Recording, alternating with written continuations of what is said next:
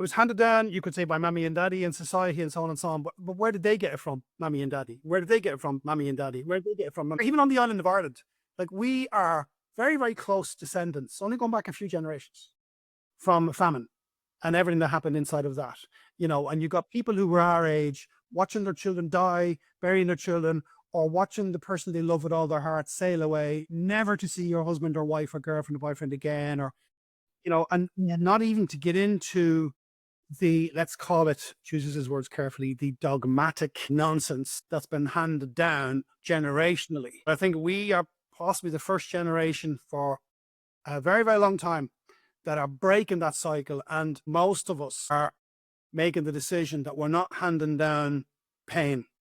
We're handing down life. We're handing down love. That's the most amazing investment. Just a little taster of what is coming up on the show. But first, please do like this video and subscribe to the channel. And also tell your friends and family about this podcast. Please let us know in the comments if you would like to hear any particular topic in relation to sleep or health. And I will create a show especially for you, just for asking the question. So let's get on with the show.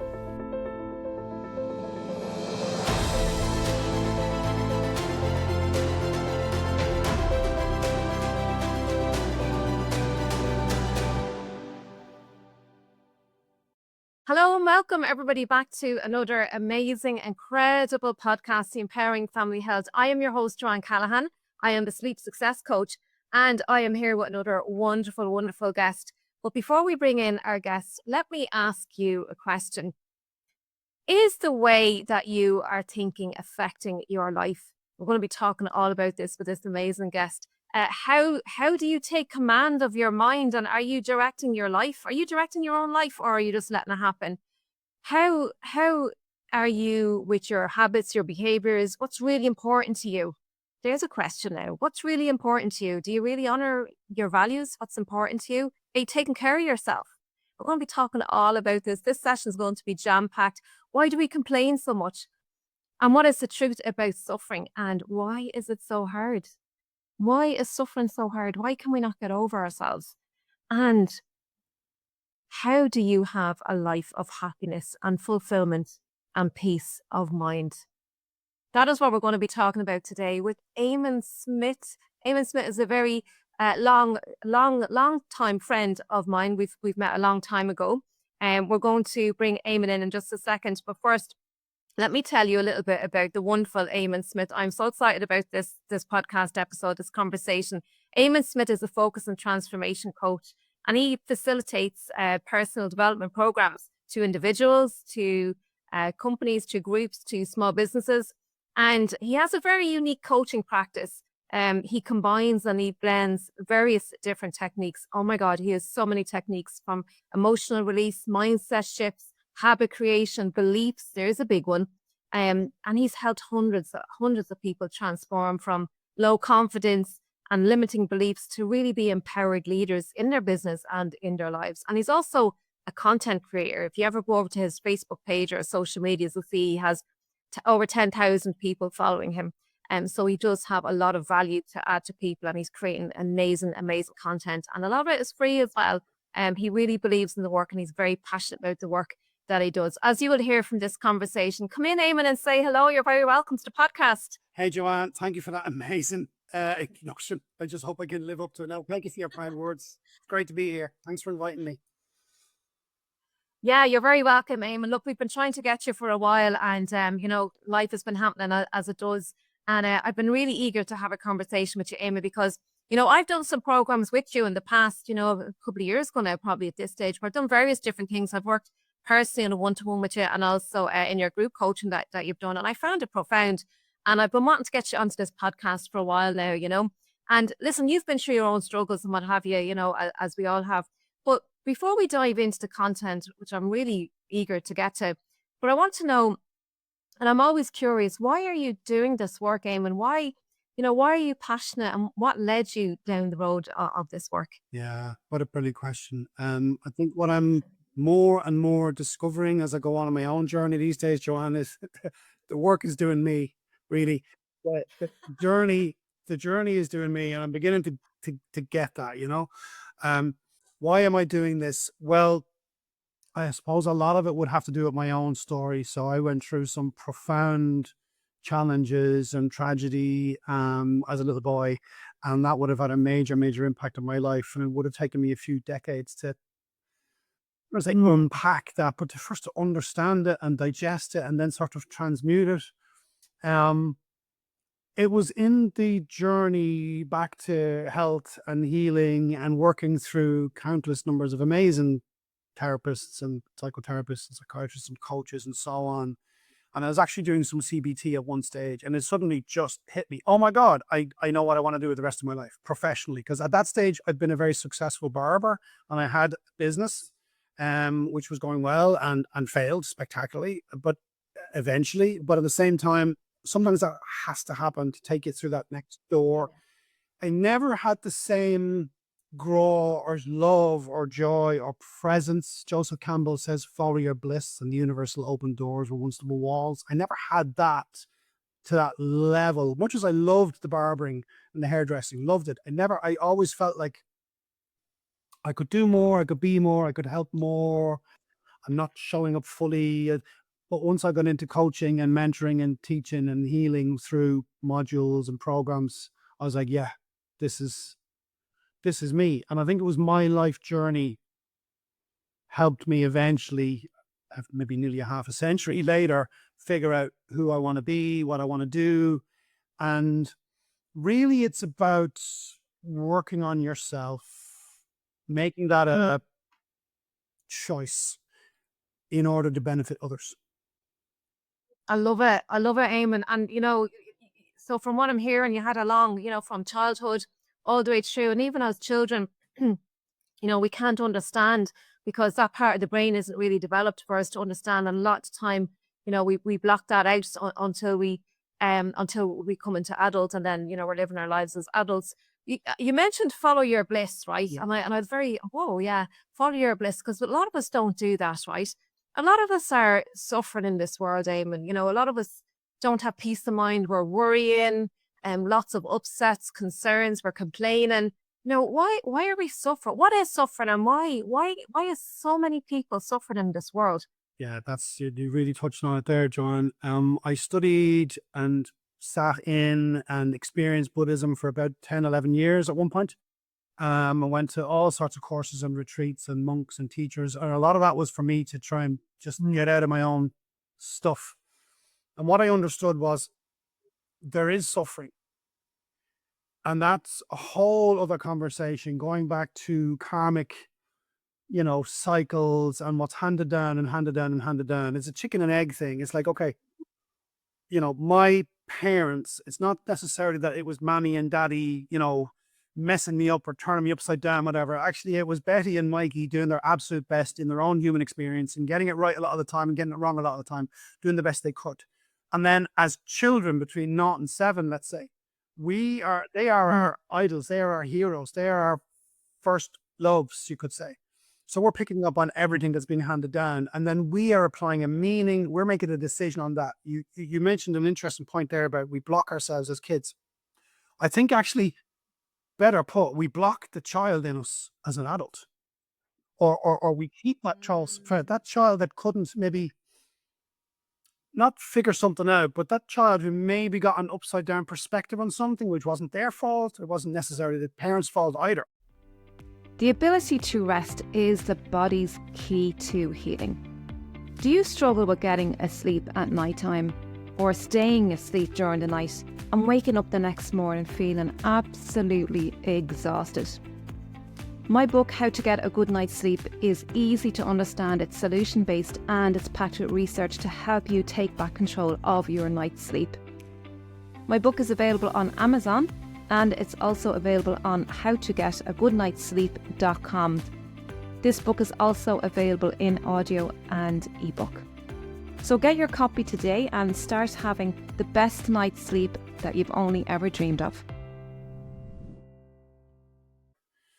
The parent is doing the best that they can based on what they know, based on their level of emotional intelligence, based on their level of perception, like A Course in Miracles. I read a lot with my ADHD mind. I study a lot. So I put my head to good use these days, trying not to live up there.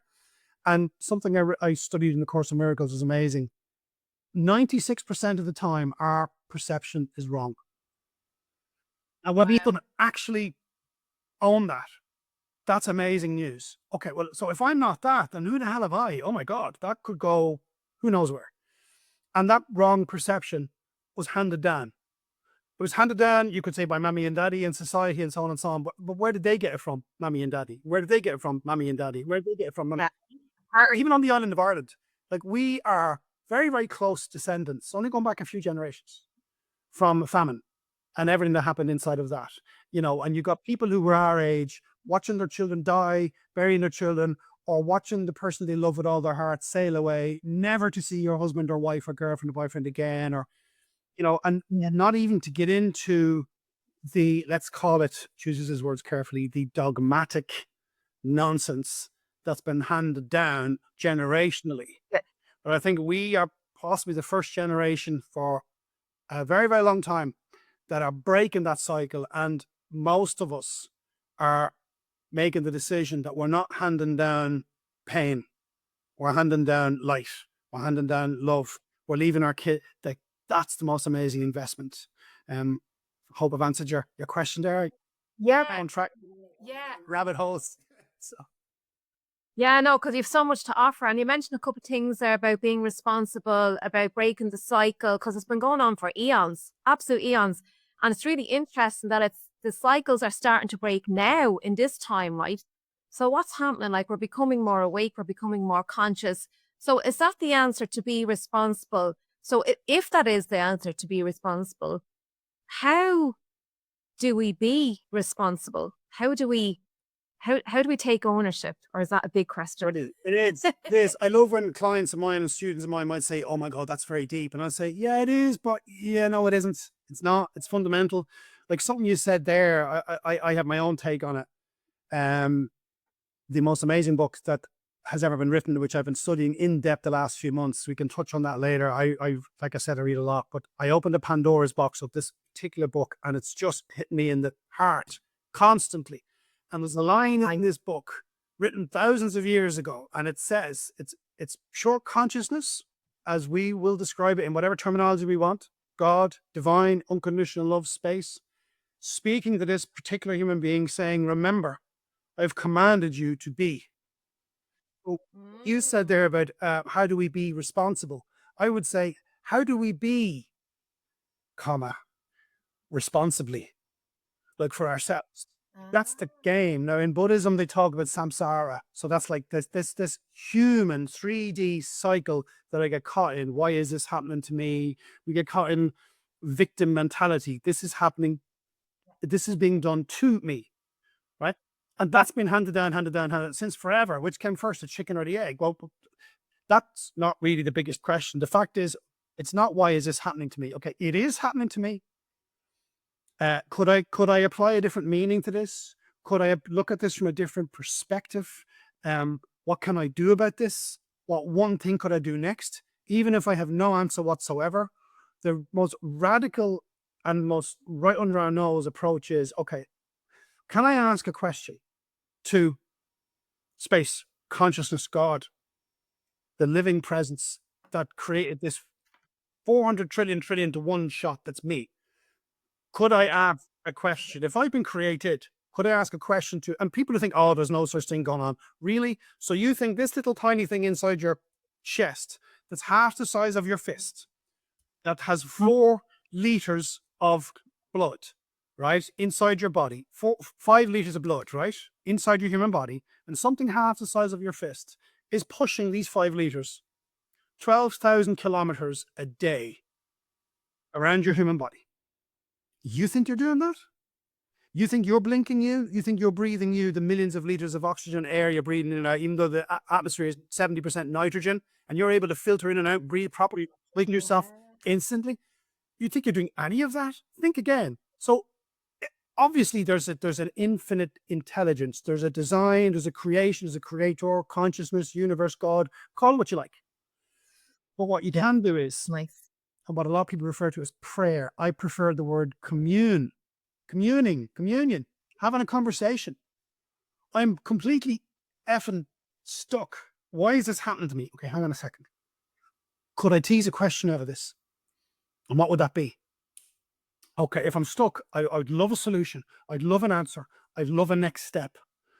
Now, our job, when we can understand, and this is the how, and this is what I love working with parents to get them to that place, and then their life just takes off.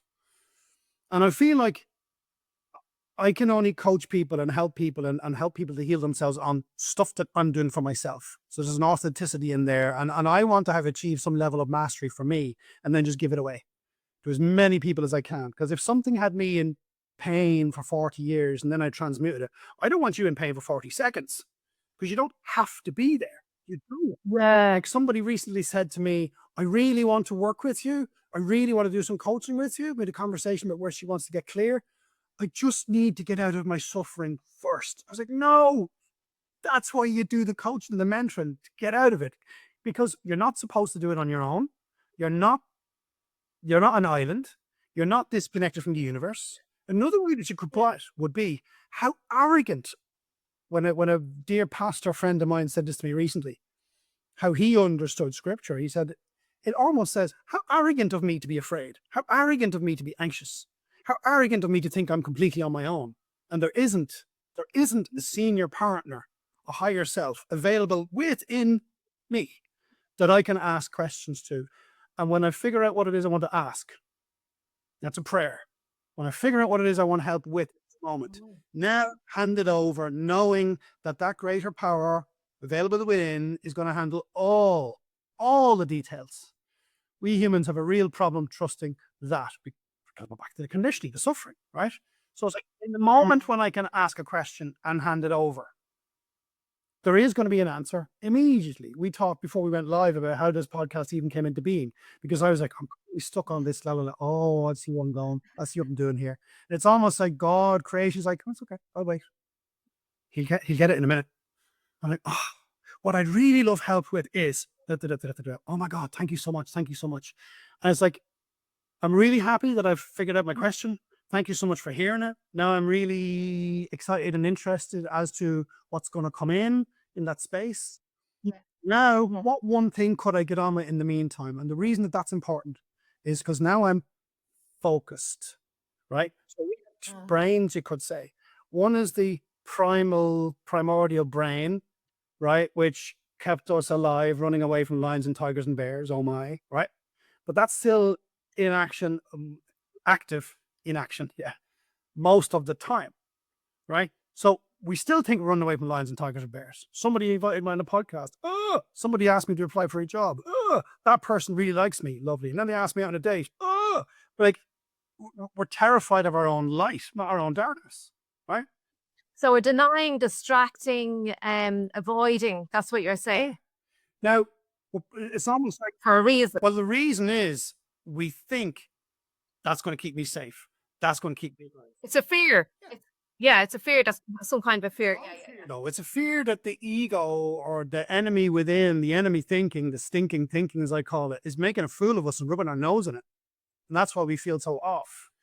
But the subconscious is doing everything that it's told to do, because it thinks, this is keeping me safe. By not doing that thing, it's keeping me safe. Okay, by staying in that abusive relationship, it's keeping me safe. By staying in that job I don't like, it's keeping me safe. By not sending in that CV is keeping me safe. It's like, I know, or I'm afraid to do the thing that I know I should be doing in case nothing happens. Yeah, but and you're putting all over the place. Not doing it. Nothing happens. That's it's this doom loop. So the name of the game is, okay, how do I break the circuit, the power circuit, like an old physics thing? How do I break the circuit from this is being done to me into the reality, which is this is being done by me? Yeah, the right. I'm responsible. Right. I'm responsible. I am responsible. I am the creator of everything that's happening in my life based on the thought. And it's not And it's not that you're responsible for what has happened, it's you're responsible for your perspective, where you relate to it. Responsible for the angle that you choose to hold on to. The thing is, though, Yeah. this is where the work gets exciting. We can choose our perspective. We can also choose. So one of the things that I work with my clients with is, let's say, the 4 levels that we could live at.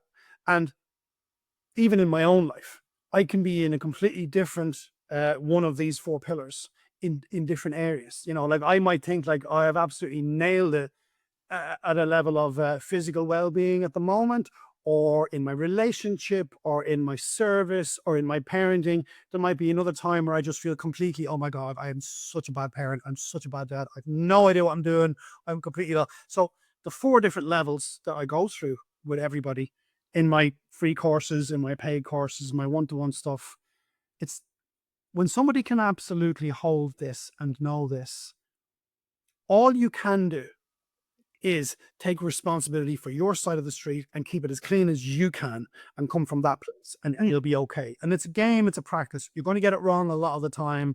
And then it's like, forgive yourself, be kind to yourself, be loving for yourself, receive love from your own creation, and go again.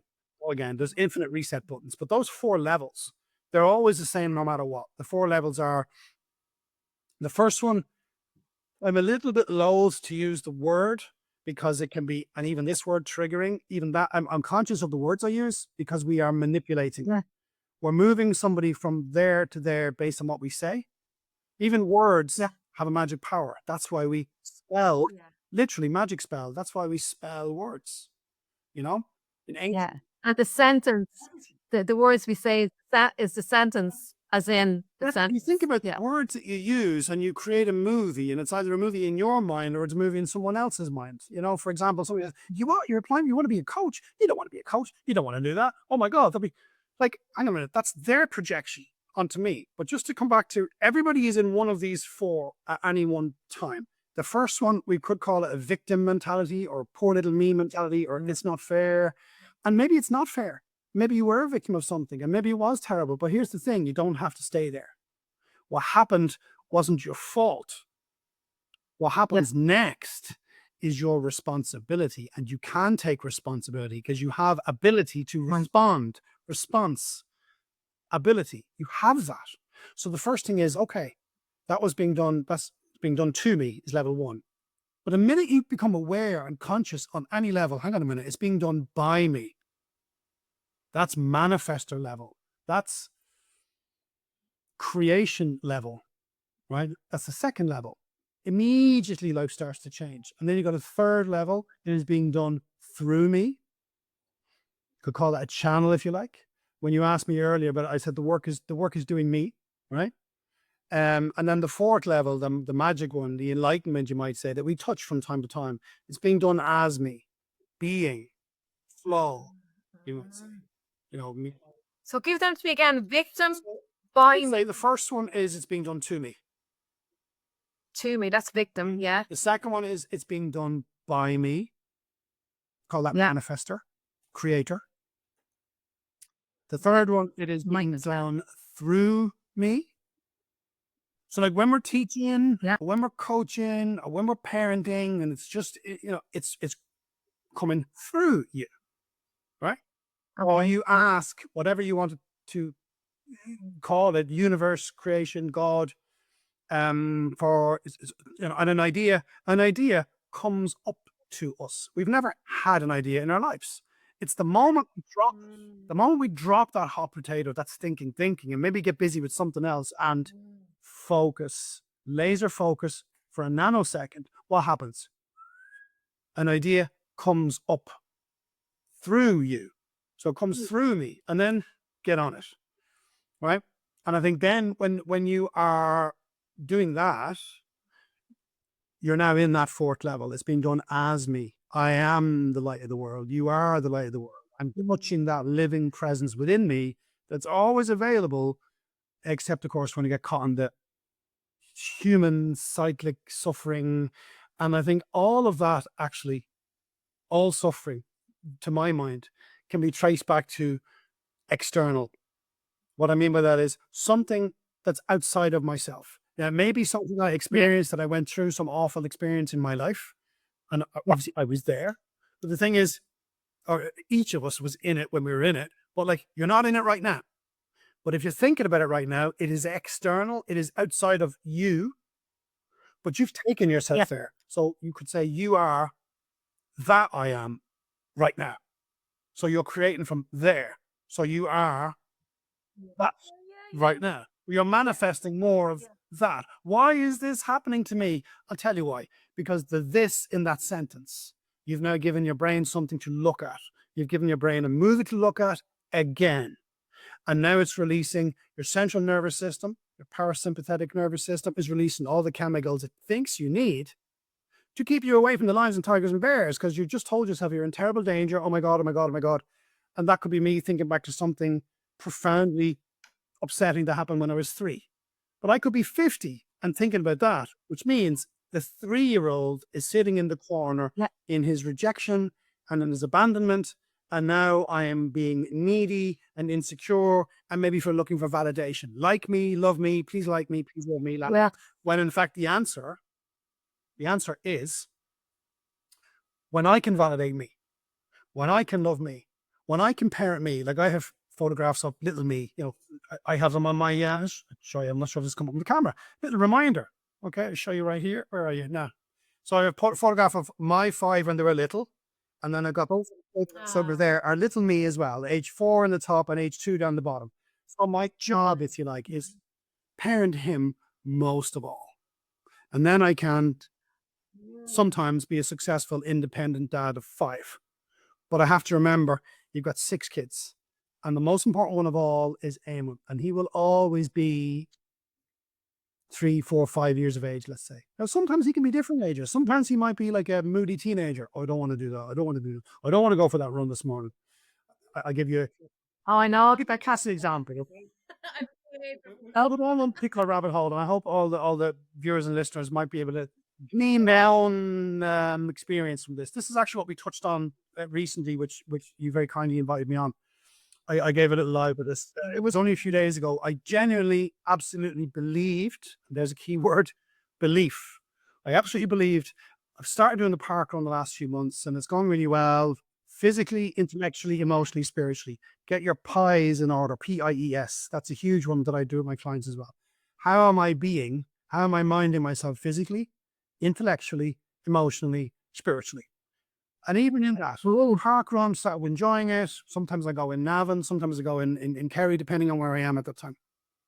And I was like, yeah, but I can't do it today because I've got a really bad pain in my lower back and I got a stitch in my side. My ham's usually hurting. I think it could tear, it could pull, and I'm wrecked. Was a lot going on this week. Oh, I give it a miss. And I thought, okay, fine. And I got up, did my meditation, did some things around the house. And then again, the idea comes up through me. And I just ask him for guidance. Whatever that next step is, I'll allow it to come up. And when it comes up, I'll take it. So straight away, there's a sort of I'm buying a space. I'm activating a space between the stimulus and the response, right? Frankel, who said that? Frankel, a man search for meaning. Between every, and it can be so small, but you can make them bigger.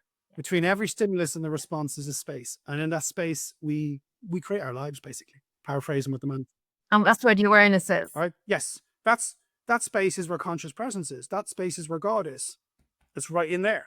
Okay. That was pushing 5 liters of blood, 12,000 kilometers a day, right there. And you can access that all the time. So someone came up to me, is like, okay, fine. So you're not going for the run, fine, but put on your running clothes anyway. Now, don't question the download. Don't check in with the feeling, because to me, feeling is everything. You want to talk about God, consciousness, presence. It can hear your feeling and it responds to your feeling. So I'm going about the morning thinking, I won't go for the run. But on some emotional level, on some vibrational frequency level, I'm probably feeling a bit guilty or a bit ashamed of myself or something that, I can't go for the runs more. I'm like, do you know what? I'll put on my running clothes anyway. It's like, okay, so. As we all do, yeah. We're not in the I'm putting on my running clothes. And here's a funny thing that happens. The subconscious now is like, wait a minute, he's putting on his running clothes. We must be going running. Are we going running? And somebody's like, hang on a minute. just that tiny little shift in my mood. And of course, my conscious mind, my ego, if you like, that stinking thinking is like, no, I'm still not going running. I'm still not going running. Like the moody teenager. I was like, okay, that's fine, no problem. But we get in the car anyway. Okay. Okay. It's almost like trick the ego into doing what it actually wants to do. Keep moving forward. So get in the car. So you drive in venue anyways. Lovely morning. We get it. And there's people here and sure, walk up to the start line anyway. Do you know what? I could walk the 5K anyway. And then when the guys at the start and says, on your marks, you set, go, they're all jogging. I'll jog anyway. Right? And as it's going on, I'm still feeling like I can't really put it in today. That's fine. No one asked you to. Why are you beating yourself up? Just keep moving. Aren't you present? Isn't that enough? And I got some really nice music on that I'm listening to. I said, okay, be with the music. No podcasts, no audios, nothing. Some nice music and just keep moving, keep moving. And then I'm coming into the last, it's 3 laps, whatever that is, 1.6 kilometers. And the third lap's like, oh, I'm really tanking here. I'm really, I was like, doesn't matter. It's not a race. Keep going, keep going. How amazing are you going to feel at the end? Oh my God, there was me an hour ago, 2 hours ago saying, I'm not doing it today. And here I am nearly finished. Isn't that amazing? Possibly the slowest time I've ever done. Who cares?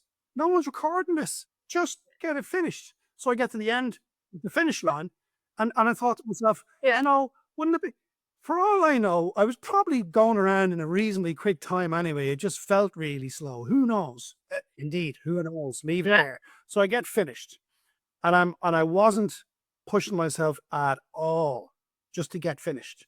And I was over the moon that I got finished. Get in the car, come home. That was your goal. Get in the car, come home. Yeah.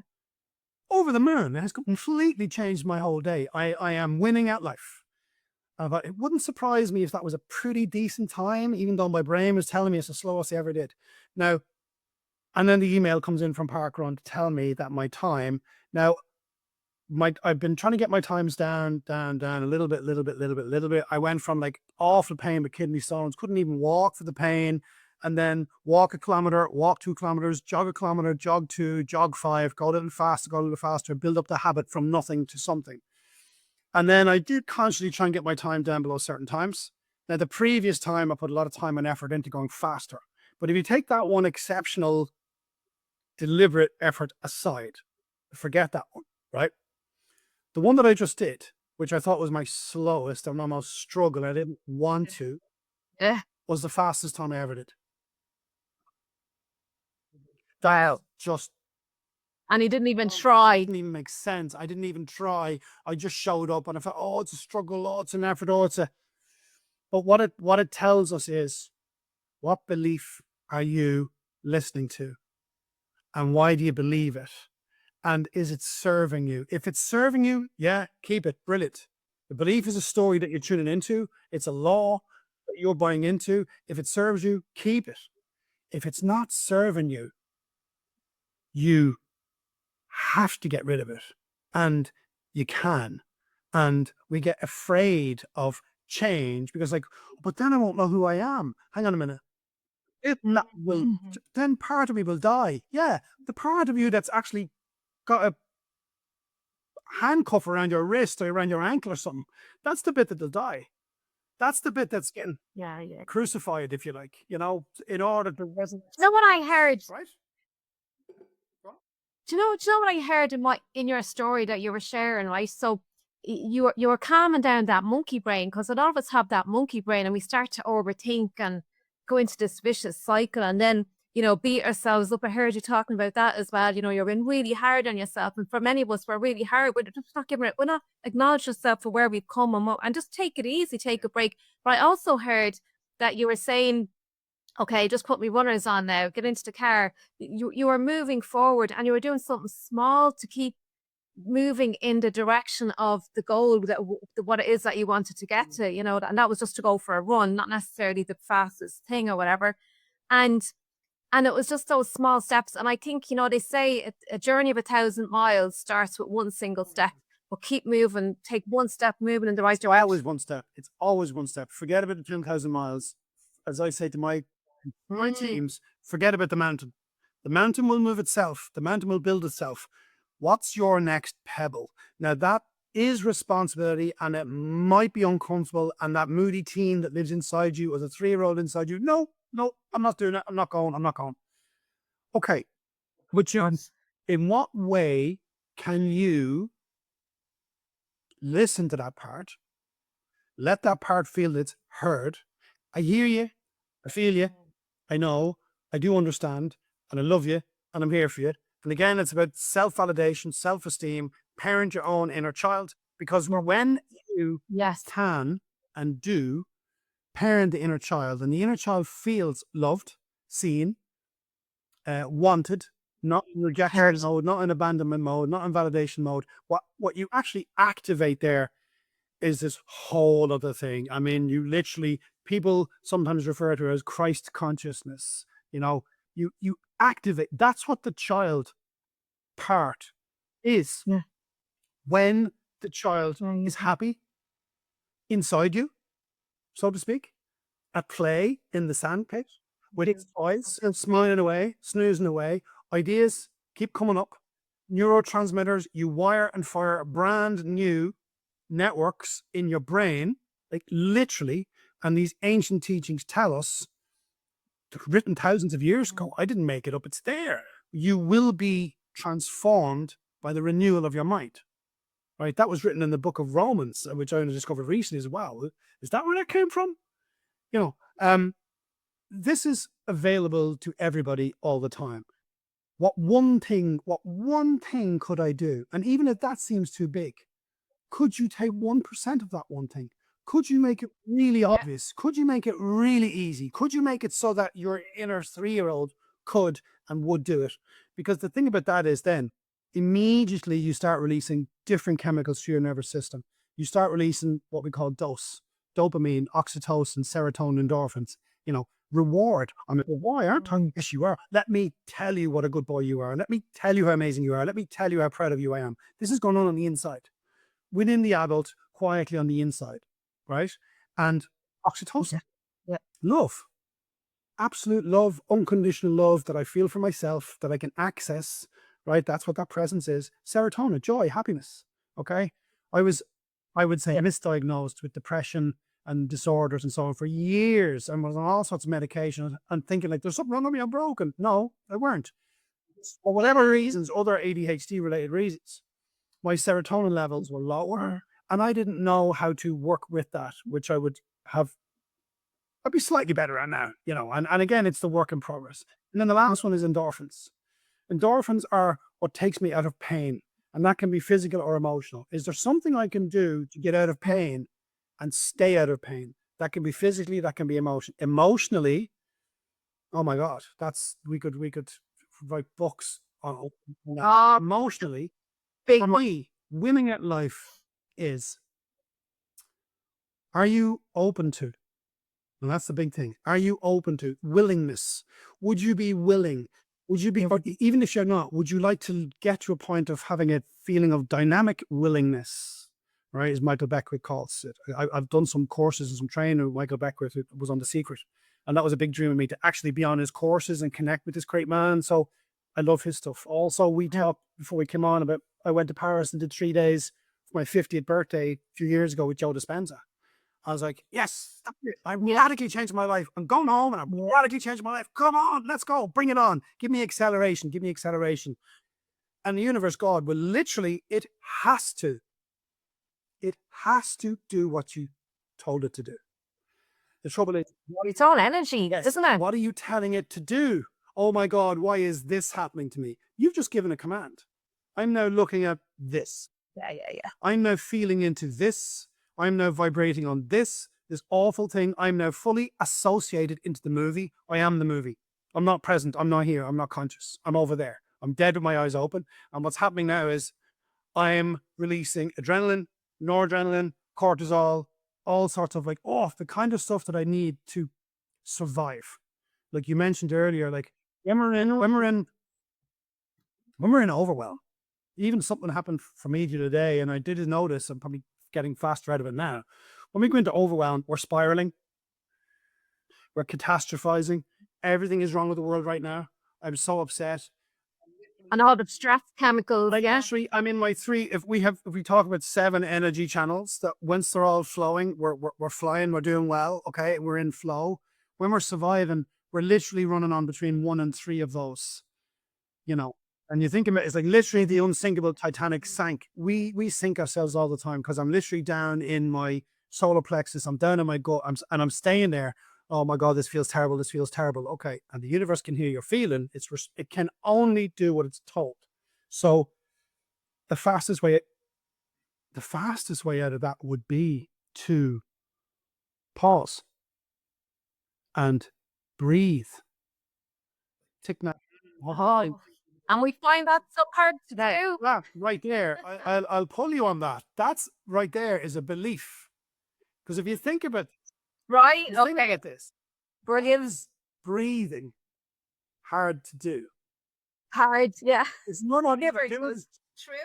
You're not breathing. If I asked you to manually take over, inflating all those, I don't know what those millions and billions of bits inside the little tiny branches inside our lungs, expanding and contracting, and the heart pumping the blood 12,000 kilometers a day, and all that stuff that goes on with breathing. And how do we filter out all the nitrogen and turn it into the air mixture and breathe out carbon dioxide and so on? Like if I was asked to manually take over control of my breathing, I'd probably be dead in a nanosecond. If you think of the vastness that goes into just that thing. However, it is the one thing that we humans can actually sort of manually take over. I can bring my awareness to my breathing. Breathing in, I can notice I'm breathing in. And breathing out, I can notice I'm breathing out. Now, immediately my brain's going to want to go nuts and think a million different thoughts.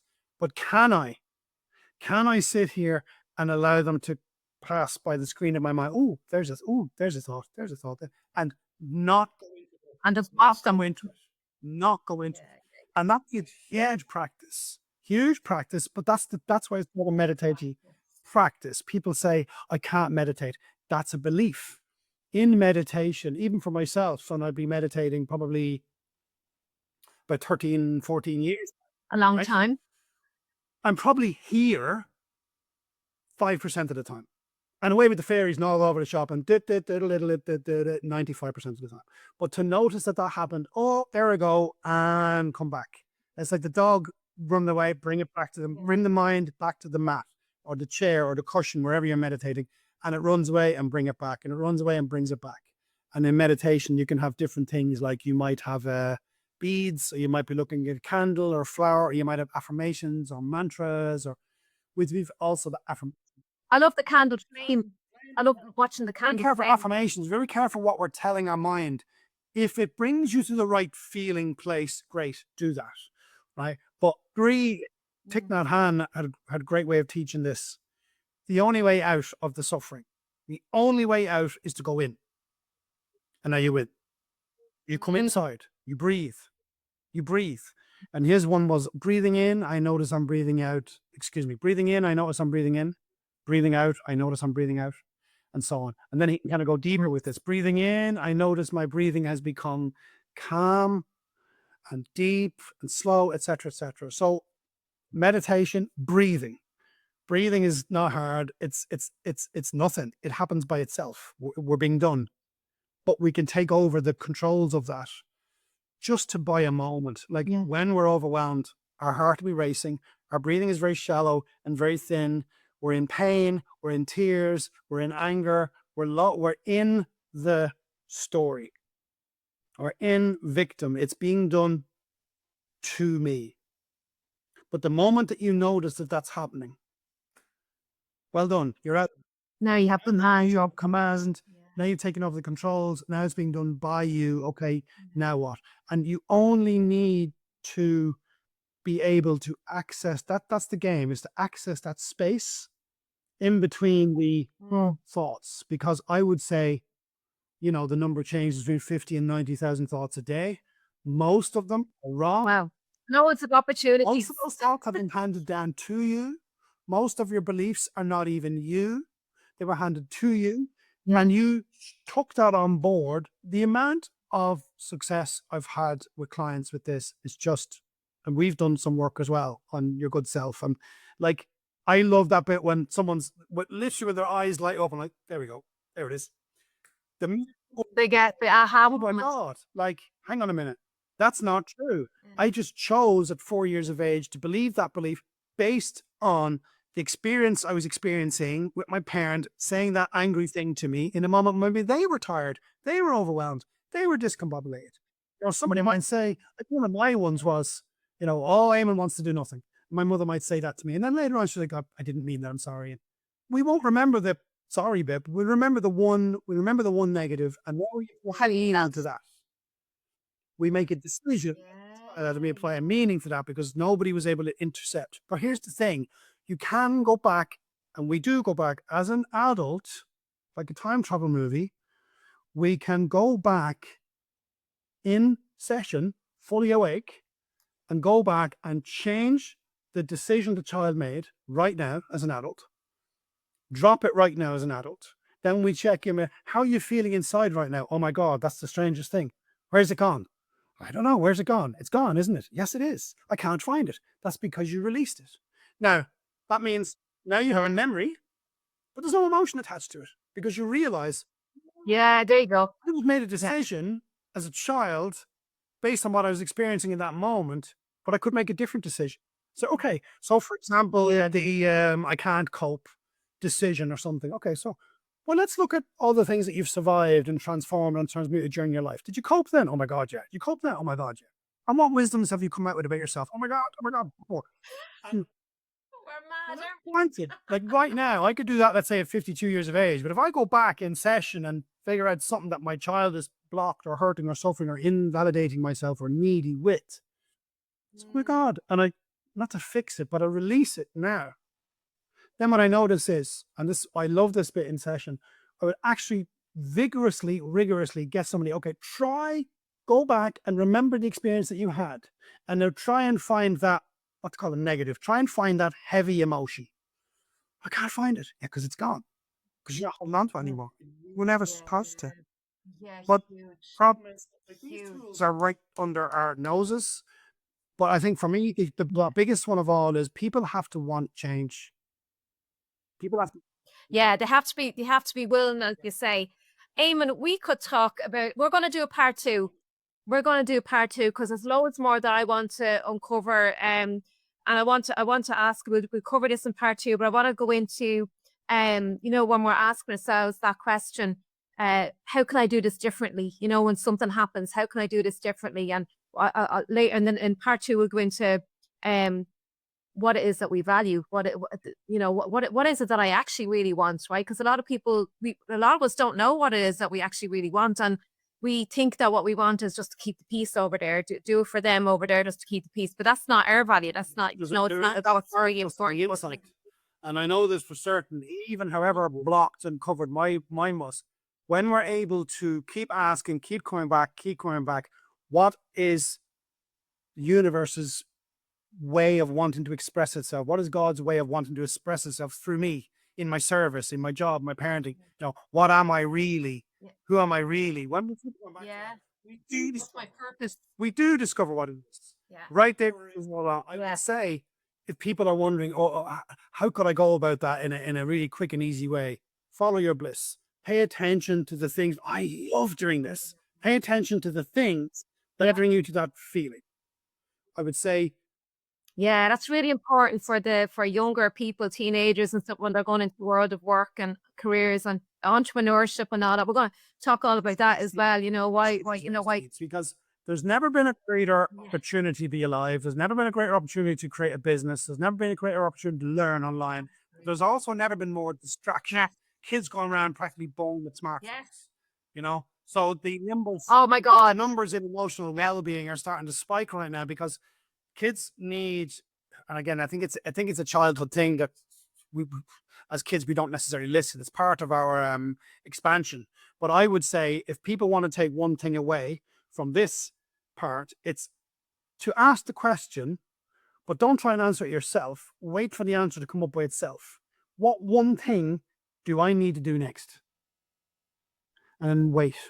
Yeah. And allow an answer to come up and make a little promise to yourself that when it does, you'll move on it, because action is love. Action, God, love, consciousness, all the same thing, different words.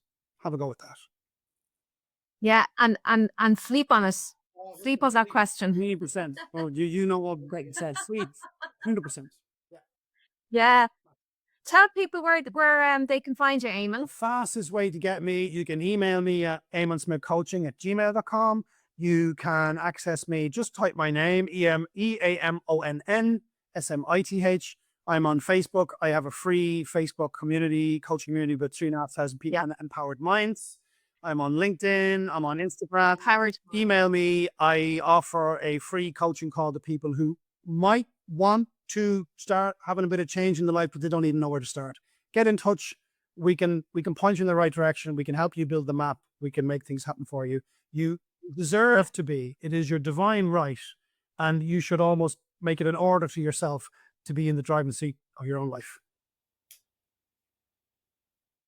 Yeah, 100%. And yeah, do check out Empowered Minds on Facebook. So that's a Facebook group. It's a free group, and Eamonn has lots of free videos in there that you can access. So I really do encourage people to listen to that. I also finished a 28-day program called Spring into Self, which I had a lot of fun doing in there. And there was a funny thing about that. Anyone who's in there, when we finished it, literally everybody was having explosive results, including me. My laptop literally blew up. Oh my God. 28, a whole other story. So There's a sign. laptop, yeah. The universe does work in mysterious ways for sure, Eamonn. It really does. And it's all energy. And oh my God. Yeah, look, we've lots more, but we'll get you back for part 2. And we'll do it straight after this episode, actually, I think, just to follow on so that's fresh. And people can follow. Yeah, we're going to talk all about worrying, why we worry, how to get get more focused, what it is that you want, how to be disciplined, avoiding all the distractions, the procrastination. Oh my God, that's a big one. So loads more to cover, loads more to talk about. So do join us for the next episode. And as always, if you have enjoyed this show, please do like it. Please do subscribe. And you can give a donation as well. That really does help to keep this show running. So I would really appreciate that. So with that, Eamonn, have a wonderful day. And we'll talk to you again very, very soon. Thanks so much, Johann. You too. See you soon.